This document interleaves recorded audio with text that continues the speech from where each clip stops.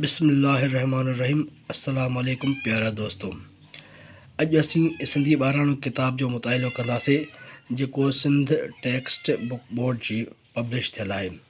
इन में असी अलफ़ बे जे बुनियादी अखरनि जे बारे में पढ़ंदासीं जेकी 52 अखर आहिनि। इहे अखर असी विथ इमेजिस पढ़ंदासीं। अचो त पढ़ूं।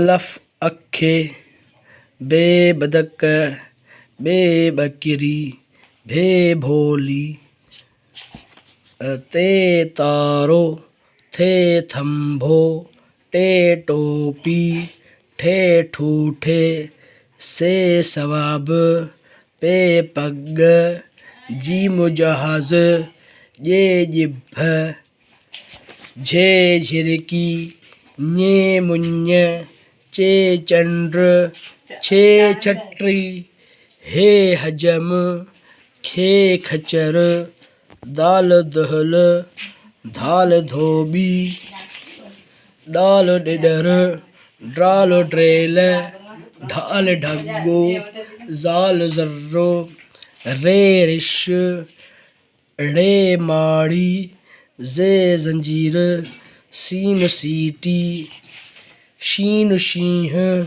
स्वाद संदूक, ज़ुआद ज़ईफ़, तुए तोतो, जुए ज़ालिम, एन एनक, गैन गालीचो, फे फानूसो, फे फीथो, काफ कलम, काफ किताब, खे खट, गाफ गडह, गे गेरो, घे घोड़ो, ङे सिंह, लाम लकुण, मीम मच्छी, नून नत्थ, ऋण वर्ण, वे वाढो, हे हिरणी, अलफ़ नंढड़ो, ये यको।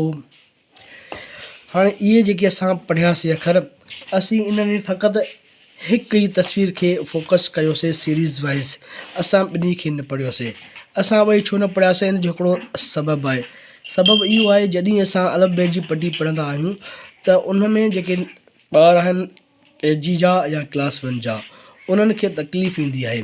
तकलीफ़ उनखे इहा ईंदी आहे जॾहिं असां मिसाल जे तौर ते अलफ़ अख पढ़ंदासीं ऐं अलफ़ अम पढ़ंदासीं त हू जेको आहे त मुसलसल मुकमल पटी में जेकॾहिं ॿ अखर असां उनखे ॿुधाईंदासीं त उहो एट द एंड में ॿारु छा थो करे त उहे ई जेकी पटी आहे, हीअ जेकी पटी आहे, इन पटी में जेको आहे त हिकु ई आवाज़ु ॿ दफ़ा दोहराए थो।